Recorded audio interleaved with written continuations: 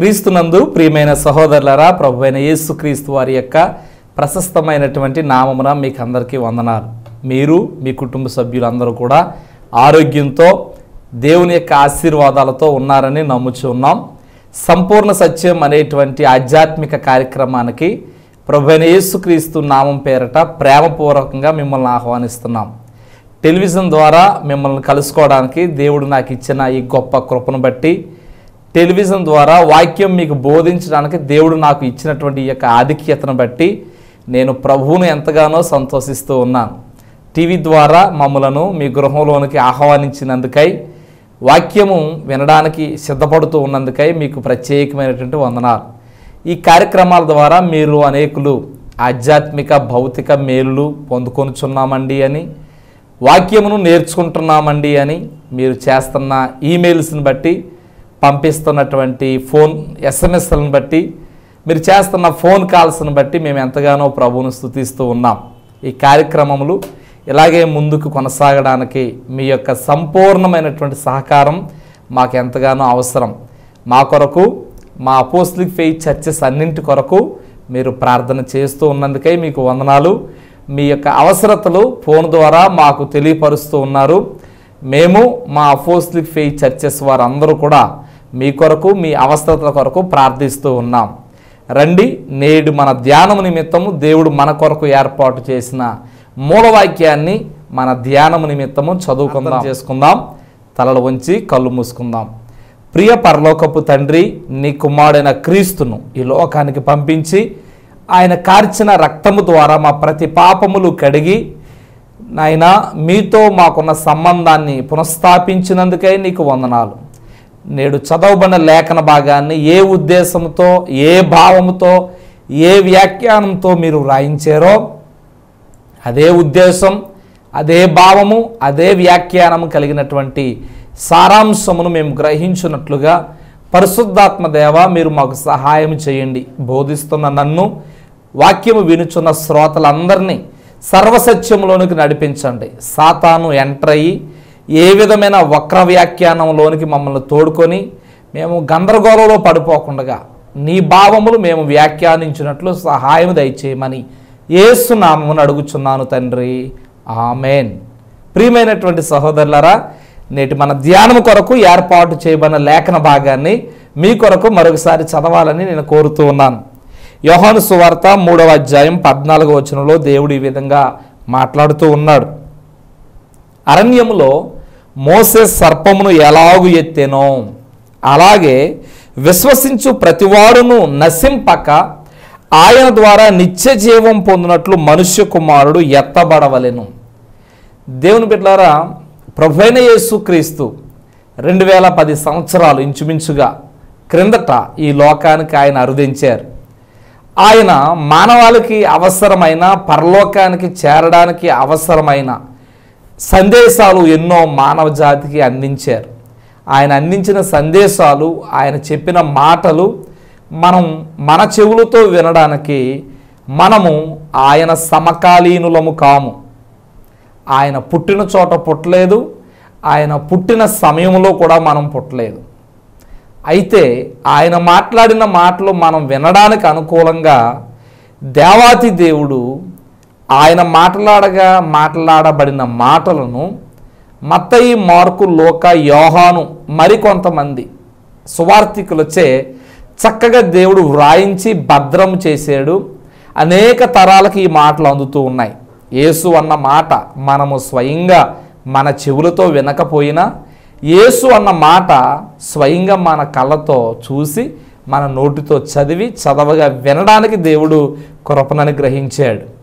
దేవుని బిడ్డలారా, ఇక్కడ రాయబడినటువంటి మాట సారాంశం, దేవుడు ప్రభువైన యేసుక్రీస్తు ఇజ్రాయేలీల జీవితంలో జరిగిన ఒక చారిత్రాత్మకమైనటువంటి సంగతిని ఇక్కడ ఎత్తి చూపుతూ, అక్కడ ఆ సంగతి ఎలా జరిగిందో నేడు మీ కన్నుల ముందుగా అటువంటి సంగతే ఇంకొకటి జరగబోతుంది అని ఆయన చుట్టూ ఉన్న సమకాలీనులకు ఆయన హెచ్చరించాడు.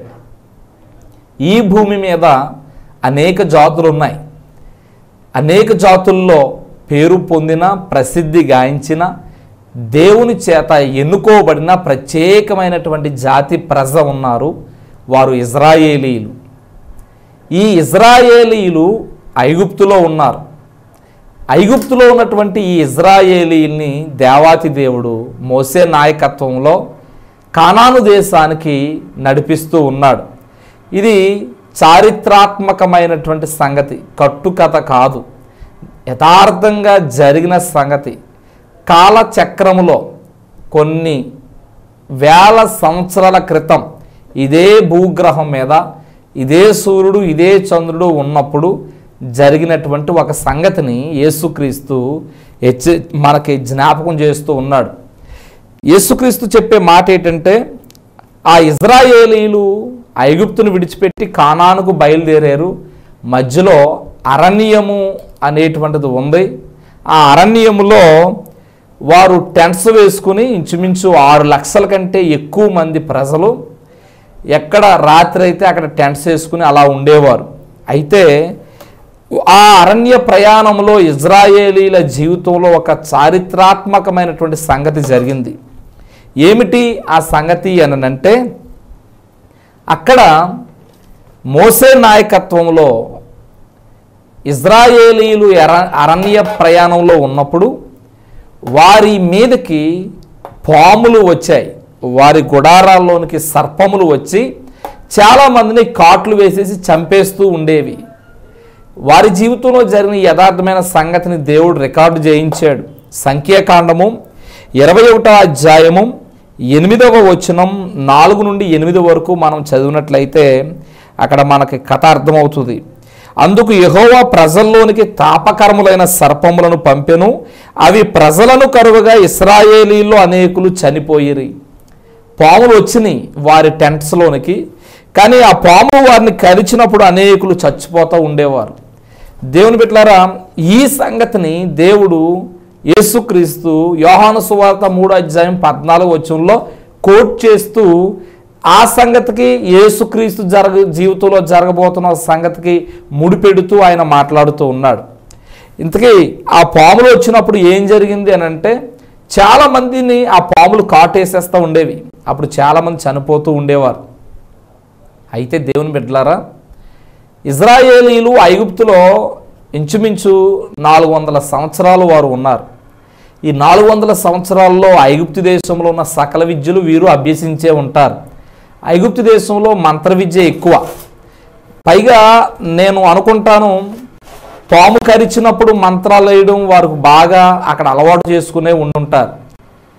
ఇజ్రాయేలు దర్శనము నిమిత్తం నేను వెళ్ళి ఈజిప్ట్ని దర్శించినప్పుడు, ఆ పిరమిడ్స్ని నేను చూసినప్పుడు, ఆ యొక్క మ్యూజియంలోనికి మేము వెళ్ళినప్పుడు నాకు ఒక సంగతి అర్థమైంది. ఆ యొక్క ఐగుప్తు అనగా ఈజిప్ట్ని పరిపాలించే ఆ యొక్క రాజుల్ని ఫరోస్ అని పిలుస్తారు. వారు నెత్తి మీద పెట్టుకునే కిరీటం, ఆ యొక్క కిరీటం పైన పాము గుర్తు ఉంటుంది. సర్పానికిని ఐగుప్తు దేశానికి మధ్య దగ్గర సంబంధం ఉందేమో అని అనిపిస్తూ ఉంటుంది అక్కడ ఆ యొక్క విచిత్రాలు మనం చూసినప్పుడు. మోసే అక్కడికి వెళ్ళి కర్రను కింద పాడేసి దాన్ని పాముగా మార్చినప్పుడు వారు కూడా ఐగుప్తు మాంత్రికులు కర్రల కింద పాడేసినప్పుడు అవి కూడా పాములుగా మారినాయి. అయితే గొప్ప సంగతి, మోసే పాము ఐగుప్తు దేశపు మంత్రజ్ఞ యొక్క పాములను మింగేసింది. పాము కరిసినప్పుడు ఏ మంత్రం వేస్తే పాము యొక్క విషం నీరుగా మారిపోయి మనిషి బ్రతుకుతాడో ఐగుప్తులో 400 సంవత్సరాల ఇజ్రాయేలుకి బాగా తెలుసు. అయినప్పటికీ ఇన్ని పాములు వచ్చి అరణ్యములో ఉన్నటువంటి వారిని కరిచేసి కాటు వేస్తున్నప్పుడు వారు ఎన్నో మంత్ర విద్యలు బహుశా వారు అక్కడ డెమాన్స్ట్రేట్ చేసి ఉంటారు, మంత్ర విద్య ప్రదర్శించుంటారు. అయినప్పటికీ పాములు వారిని విడిచిపెట్టలేదు. సంఖ్యాకాండం 21వ వచనంలో మనం 21వ అధ్యాయం 8వ వచనంలో మనం చదివినట్లయితే, మోసే ప్రజల కొరకు ప్రార్థన చేయగా, యెహోవా నీవు తాపకరమైన సర్పం వంటి ప్రతిమను చేయించి స్తంభం మీద పెట్టుము, అప్పుడు కరవబడిన ప్రతి వాడును దాని వైపు చూచి బ్రతుకునని మోసేకి సెలవిచ్చాను. కాబట్టి మోసే ఇత్తడి సర్పం ఒకటి చేయించి స్తంభం మీద దాన్ని పెట్టెను. అప్పుడు సర్పపు కాటు తినిన ప్రతివాడును ఇత్తడి సర్పమును నిదానించి చూచినందున బ్రతికెను. అరణ్యంలో ఇజ్రాయేలీ ప్రయాణంలో జరిగిన ఈ సంగతినే యేసుక్రీస్తు యోహాను సువార్త 3వ అధ్యాయం 14వ వచనంలో ఎత్తి మాట్లాడుతున్నాడు. అక్కడ సర్పపు కాటు తిన్న ప్రతివాడు బ్రతకాలనుకుంటే దేవుడు పసరును దేవుడు వారికి ప్రిస్క్రైబ్ చేయలేదండి. ఒక మొక్క దగ్గరికి నడుము మోసే ఆ మొక్క యొక్క ఆకు తీసుకో, దాని నుండి పసరు సంగ్రహించు, ఆ పసరు అనేటువంటి ఆ ద్రవాన్ని పాము కాటు తిన్న ప్రతివాడు నోట్లో వేయిస్తే వాడు బ్రతుకుతాడనో లేకపోతే మరొకటో దేవుడు వారిని చేయమనలేదు. కానీ తాపకరమైనటువంటి సర్పం వంటి ఆకారం కలిగినటువంటి ఒక సర్పాన్ని, ఇత్తడి సర్పాన్ని చేయించి ఒక స్తంభం మీద నిలబెట్టు. ఎవరైతే సర్పపు కాటు తింటారో వారు ఆ స్తంభం వైపు చూస్తారు, ఆ సర్పం వైపు చూస్తారు. అప్పుడు వారు బ్రతుకుతారు, లేకపోతే చనిపోతారని చెప్పాడు. మోసే అలాగూ చేశాడు. ఎవరైతే సర్పపు కాటు తిన్నారో వారందరూ బ్రతికారు. అసలు ఈ సంగతినే యేసు ప్రభువారు నూతన నిబంధనలో ఎత్తి చూపిస్తూ మనుష్య కుమారుడు కూడా అలాగే ఎత్తబడవలెను అంటున్నాడండి. మోసే అరణ్యములో ఎలాగూ సర్పాన్ని ఎత్తెనో అలాగే విశ్వసించు ప్రతివాడును నశింపక ఆయన ద్వారా నిత్యజీవం పొందినట్లు మనుష్య కుమారుడు ఎత్తబడవలెను అని దేవుడు మాట్లాడుతున్నాడు. దేవుని బిడ్డలారా, ఇక్కడ మనం నేర్చుకోవలసిన సంగతి ఒకటి ఉంది. నేను నేర్పించాలనుకున్న అంశం పేరు సర్పపు కాటు నుండి విడుదల. సర్పపు కాటు వారు తిన్నారు కాబట్టి ఆ ఇత్తడి సర్పం వైపు వారు చూశారు, బ్రతికారు. ఈ లోకంలో పాములు ఉన్నాయి. పాము కాటు తిన్నవాడు ఆ పాము విషాన్ని వాడి శరీరంలోకి పంపించేస్తుంది. కాబట్టి విషము అనేటువంటిది మానవ జీవితాన్ని తీసేస్తుంది, ప్రాణం పోయేటట్టు చేస్తుంది. పాము కాటుకు మందు ఉంది. హాస్పిటల్కి వెళితే పాము కరిచిన వాడు వెంటనే డాక్టర్ గారు పాము కాటుకు మందు వేస్తారు. తేలు కాటుకు మందు ఉంది, అలాగే కుక్క కాటుకి కూడా మందు ఉంది. దేవుని బిడ్డలారా, ఈ లోకపు జంతువుల్లో ఏ జంతువు మానవుడి మీద దాడి చేసి కరిచినా కాటు వేసిన మందు ఉంది. సర్పపు కాటుకి, ఆనాటి సర్పపు కాటుకి దేవుడు వారికి ఏ మందు ఉన్నప్పటికీ ఏ మందును ప్రిస్క్రైబ్ చేయకుండా దేవుడు వారికి నియమించిన విధానం ఏంటి అని అంటే, ఇత్తడి సర్పమును చేయించి స్తంభం మీద దాన్ని నిలబెట్టు. ఎవడైతే సర్పపు కాటు తింటాడో వాడు సర్పం వైపు చూస్తాడు, ఇత్తడి సర్పం వైపు చూడాలి, అప్పుడు వాడు బ్రతుకుతాడని దేవుడు ఆ నియమాన్ని ఎందుకు ఏర్పాటు చేశాడనంటే, ముంగుర్తుగా యేసు ప్రభు వారు కూడా సిలువ వేయబడతారని, యేసు ప్రభు వారు సిలువ వేయబడిన తర్వాత యేసు వైపు ఎవరైతే చూస్తారో వారు రక్షించబడతారనే దానికి సాదృశ్యంగా ముంగుర్తుగా ఉంటుందనే దేవుడు అరణ్యములో వారికి ఇటువంటి పద్ధతిని ప్రవేశపెట్టాడు, వారు బ్రతుకున్నట్లుగా. దేవుని బిడ్డలారా, మనం ఆలోచించవలసి వస్తే వారిని పాములు కరిచినాయి కాబట్టి వారు సర్పం వైపు చూశారు, ఇత్తడి సర్పం వైపు. అయితే ఆదాము కుటుంబంలో ఉన్నటువంటి వారు ప్రభువైన యేసుక్రీస్తు వైపు ఎందుకు చూడాలి అని అంటే, ఆదాము కుటుంబ సభ్యుల్ని కూడా ఒక సర్పము కాటేసింది. దేవుని బిడ్డలారా, సాతాను అనేవాడు ఒకడున్నాడు. వాడు ఈ యుగ సంబంధమైన దేవత, దేవ విరోధి, క్రూర మృగం, ఘట సర్పము. బైబిల్ గ్రంథము సాతానికి అనేకమైన పేర్లు పెట్టింది. బైబిల్ గ్రంథంలో సాతానికి అనేకమైన పేర్లు ఉన్నాయి. దాంట్లో ఒక పేరు ఏంటంటే ఘట సర్పము అని పేరు. సర్పము అనగా పాము. పాము అంటే అది సాతానికి ఎప్పుడు సింబాలిక్గానే పరిశుద్ధ గ్రంథంలో ఉంది. పావురం అంటే పరిశుద్ధతకు, దేవుని యేసుక్రీస్తుకు సాదృశ్యంగా ఉంటే, సర్పము అనేటువంటిది అది సాతానికి సాదృశ్యంగా ఉంది. అలనాడు ఇశ్రాయేలీని మామూలు పాములు కాటేసినాయి కాబట్టి వారు ఇత్తడి సర్పం వైపు చూశారు, బ్రతికారు. మరి యేసు ప్రభు వారు దాన్ని ఎందుకు కోట్ చేస్తున్నట్లు? యేసు ప్రభు వారు సిలువ వేయబడ్డారు, ఆయన వైపు మనం చూడాలి. అయితే ఎందుకు మనం ఆయన వైపు చూడాలి అని మనం ఆలోచించినప్పుడు, దేవాతి దేవుడు ఆది కాండము 1వ అధ్యాయం మనం చదివితే, భూమిని చేసి ఆకాశమును చేసి అందులో సమస్తాన్ని చేసి తూర్పున ఏదైనా తోటను ఒకటి నిర్మించి నాటి దానిలో ఆదాము అవ్వల్ని పెట్టాడు, ఆది దంపతులను. వారిని యథార్థంగా పరిశుద్ధంగా ఉండమని దేవుడు చెప్పినప్పుడు వాళ్ళ దగ్గరికి వచ్చిందండి మరొక సర్పం, అదే ఘట సర్పం. అది చాలా భయంకరమైన సర్పం. అది కూడా సర్పమే, కానీ దాని పేరు సాతాను. ఈడు సర్పముగా వాళ్ళ దగ్గరకు వచ్చి వాళ్ళని ఏం చేశాడు అని అంటే, ఆది కాండము 3వ అధ్యాయము 5వ వచనాన్ని మనము చదివితే వాడు ఏం చేశాడో ఆది తల్లిదండ్రులని మనకు అర్థమవుతుంది. ఏలయనగా మీరు వాటిని తిను దినమున మీ కనులు తెరవబడుననియు మీరు మంచి చెడ్డలను ఎరిగిన వారై దేవదూతల వలె ఉందురనియు దేవునికి తెలియనని స్త్రీతో చెప్పగా. చూడండి, దేవుడేమో మంచి చెడ్డల తెలియనిచ్చు వృక్ష ఫలాలు తినవద్దు ఆదాము అవ్వ అని వారికి చెప్పాడు. వీడొచ్చి ఏం చెప్పాడు? ఈ క్రూర మృగం, ఈ యొక్క ఘట సర్పం, మీరు వాటిని తింటే మీరు నిశ్చయంగా మీ కనులు తెరవబడతాయి, మీరు కూడా దేవునిలాగా అయిపోతారని చెప్పాడు. అంటే ఆ సర్పమేమో వాళ్ళని కాటేసింది, ఈ సర్పమేమో ఆదాము అవ్వాలని కాటేసింది. దేవుని బిడ్డలారా, సర్పపు కాటు తిన్న వారు ఇత్తడి సర్పం వైపు చూసి బ్రతికేరు. అయితే ఆదాము అవ్వలు ఏ కాటు తిన్నారు? సర్పం వచ్చింది, అదేనండి ఘట సర్పం. ఆ సర్పం పేరే అపవాది, ఆ సర్పం పేరే సాతాను. వాడు ఆదాము అవ్వల దగ్గరికి వచ్చి వారిని కాటు వేసాడా అంటే దేవుని వాక్యం చెప్తుంది అవును, కాటు వేసాడు. అయితే ఇజ్రాయేలీలు అరణ్యంలో ఉన్నప్పుడు సర్పాలు వచ్చి వేసిన కాటు అక్షరార్థమైన కాటు. కానీ ఈ యొక్క అపవాది సాతాను సర్పము రూపములో వచ్చి ఆదాము అవ్వలను వేసిన కాటు వారికి తెలియకుండా వేసాడండి కాటు. సర్పము ఆదాము అవ్వలను ఇద్దరిని కరిచిందా అంటే అవును, ఏదేను తోటలోనికి ప్రవేశించిన సర్పం, ఈ తాపకరమైన సర్పం, ఈ ఘట సర్పం, ఈ అపవాది ఆదాము అవ్వలని కరిచిందా, కాటు వేసిందా అంటే దేవుని బిడ్డలారా సమాధానం అవునండి, కాటు వేసింది. ఎలా కాటు వేసింది? ఎక్కడ పన్ను దిగింది సర్పం యొక్క పన్ను ఆదాముకి అవ్వకి అని అంటే, మీరు ఆ పండు తిను దినమున చావనే చావరు, పైగా మీ కనులు తెరవబడతాయి, మీరు దేవుని వలె అయిపోతారని ఎప్పుడైతే చెప్పేసిందో కాటు వేసిందనే అర్థం. చెప్పుడు గొంటు మాటలు చెప్పి మోసంలో పడగొట్టిన ప్రతివాడు కూడా కాటు వేసిన వాడే, కాటు వేసిన వాడే. ఇది అక్షరార్థమైన సర్పపు కాటు కాదు, కానీ లోతుకెళ్తే అర్థమయ్యేటువంటి సర్పపు కాటు. దేవుని బిడ్డలారా, ఇప్పుడు ఆదాము అవ్వలిద్దరూ కూడా సర్పము చేత కరవబడ్డారు, అందుకే వారు పండు తిన్నారు.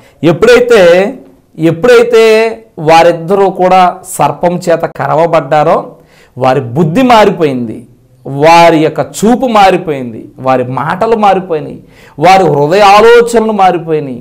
వారి యొక్క చూపు, వారి బుద్ధి, వారి నడక, వారి ప్రవర్తన అన్నీ కూడా మారిపోయినాయి. ఎప్పుడు మారిపోయినాయి అని అంటే సర్పపు కాటు మూల పితరులైనటువంటి ఆదాము అవ్వ తిన్న తర్వాత.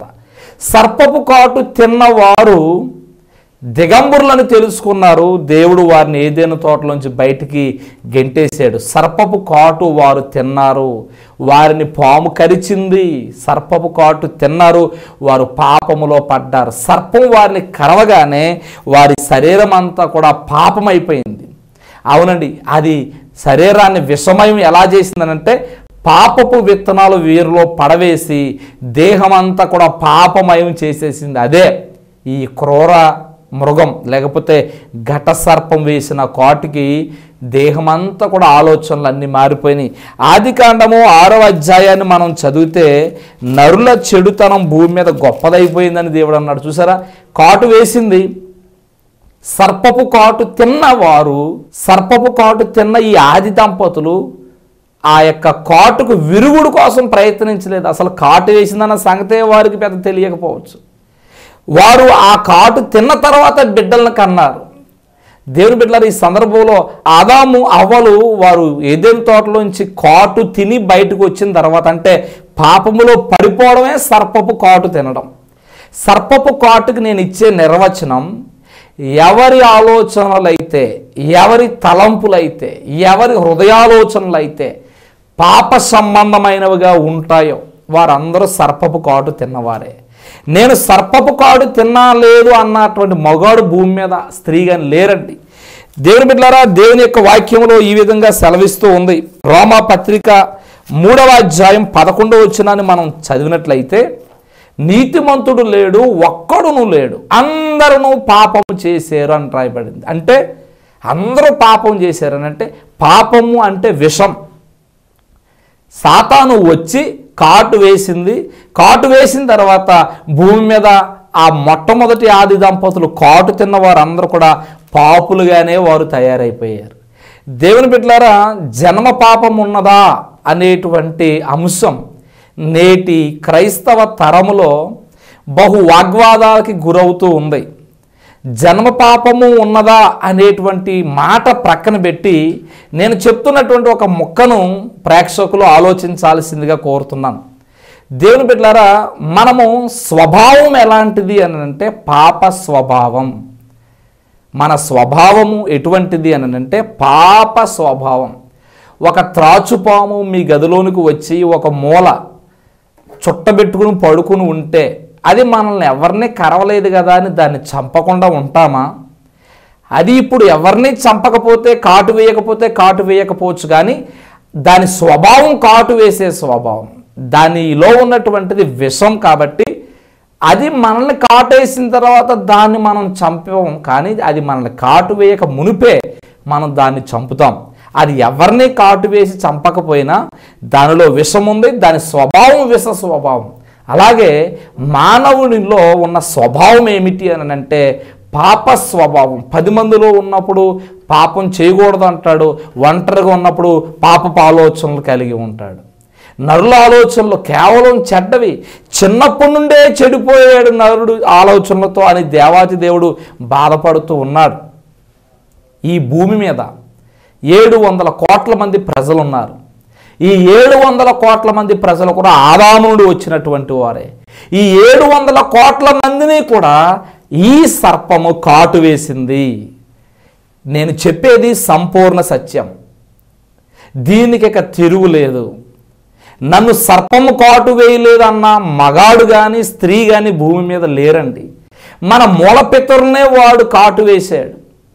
కాటు వేసిన తర్వాత వారు ఎలాగ మారిపోయారు అని అంటే వ్యభిచారులుగా, నరహంతకులుగా, దొంగలుగా, విగ్రహారాధకులుగా, తల్లిదండ్రులకు అవిధేయులుగా, దోషకులుగా, ఇంకా ఈ లిస్టు ఎంత పొడుగుందో దానికి అంతం లేదు. దేవుని బిడ్డలారా, ఆది కాండములో ఉన్న ఆది దంపతులను క్రూర సర్పం కాటు వేశాడు. వాళ్ళలోనికి విషం ఎక్కింది. ఆ విషం పాప స్వభావం. అది వాళ్ళ కన్నబిడ్డలందరిలోనికి వచ్చింది. స్వభావం వచ్చిందని నేను చెప్తున్నాను, పాప స్వభావం. అందుకే ఆ మానవ జన్మ ఎత్తినటువంటి ప్రతి ఒక్కరూ కూడా సర్పపు కాటు తిన్నవారే. అందుకే ఆలోచనలు భయంకరం, నడవడి భయంకరం.